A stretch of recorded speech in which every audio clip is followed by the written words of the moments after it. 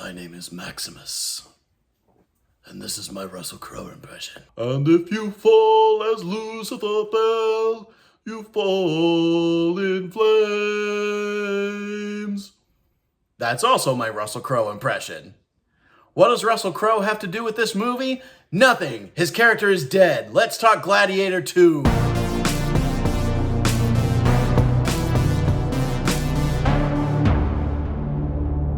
Spoiler alert, I guess, if you haven't seen Gladiator, but the movie came out in 2000. I think we're past spoiler warnings for it.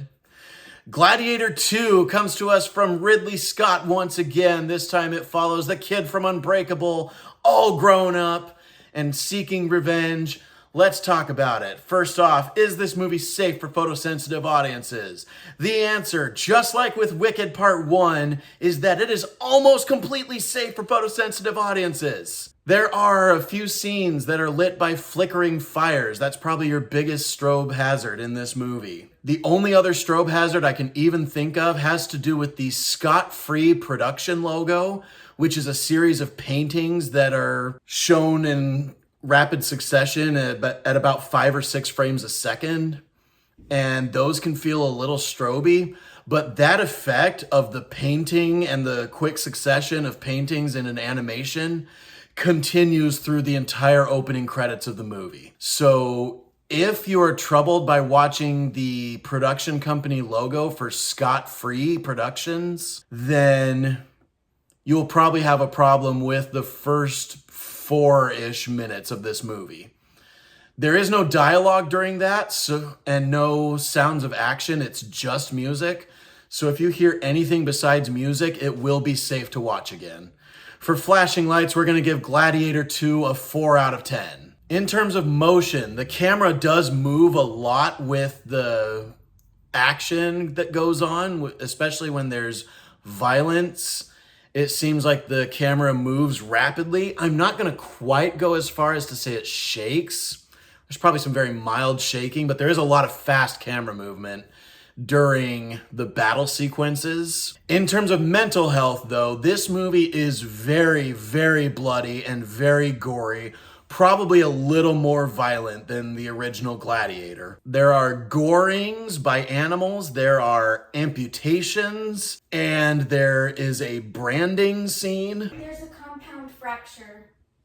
Oh yeah. Among the graphic injuries, we see a compound open air fracture. Yeah, that's about all I've got for mental health for this movie. I went to the special fan event at IMAX. They had the funniest giveaway item for this premiere.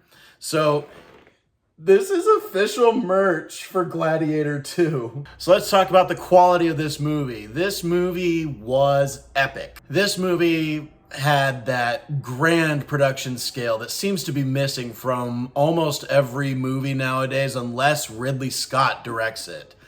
The last movie I saw in the theater that was made on this scale of battle and just the sheer scope of this movie, the last movie I can think of that I saw in the theater that was like that was Napoleon, which was also made by Ridley Scott. Man, that man can do a great battle scene. And Gladiator 2 is no exception. The battle scenes in this movie were just so visceral and so captivating and so intense. The work put forth by all of these extras in these carefully choreographed fight scenes and all the setup of all this fake blood, you gotta give everybody props. But it's actually the performances in this movie are really good. I was expecting something more cartoonish from the Emperor characters in this movie, the ones who look like they're about to say, I have a very good friend in Rome called Bigus Dickus. Like these guys, yes, they were dramatic and over the top, like melodramatic would be a good word for them.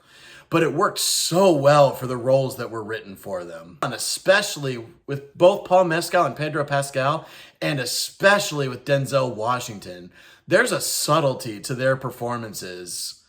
And I am so pleased to say that all 3 of them not only bring in great performances, but all 3 of them bring in great action. And it doesn't really feel like anybody is trying to accommodate an actor's lesser skill set. If you want a good example of what I mean by accommodating an actor's lesser skill set, watch the Bollywood dance sequence in Eternals and look at just how simple the choreography for Kumail Nanjiani is. This movie was a very welcome return to the Swords and Sandals epic that I honestly don't feel like we get enough of.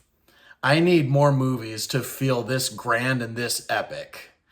It doesn't feel quite as grand as the original Gladiator, and I think a lot of that has to do with the awareness we have now of how much computers are used in generating giant crowds nowadays. And it feels like fewer extras would have been hired for this than would have been hired for the original Gladiator. But that doesn't necessarily detract from the movie. If you have a good movie, there are certain things that can be looked past. That's why nobody complains about the aging of the CG in the original Toy Story, because that movie's still remembered to be a good movie first and foremost. Gladiator 2 definitely remembers to be a good movie first and foremost before it's this sweeping, grand Swords and Sandals epic. I can't really think of anything to complain about this movie. It's not necessarily one of my absolute favorites. It'll probably make my top 10 of the year. I'd be surprised if it made my top 5. But I am going to give Gladiator 2 an A. Thank you so much to our readers on Tumblr and Facebook. And as always, an extra special thanks to our patrons on our Patreon page whose names are scrolling on the screen like credits right now. As a reminder, nothing produced by Movie Health Community is medical advice, nor has any of it ever been reviewed by any medical professionals. Be sure to leave a like on this video, hit that subscribe button, hit the bell icon if you want to be notified when we post new videos, and leave a comment if you have anything to add to this discourse, especially if you disagree with anything I've said. We love hearing from you. And as always, stay safe at the movies.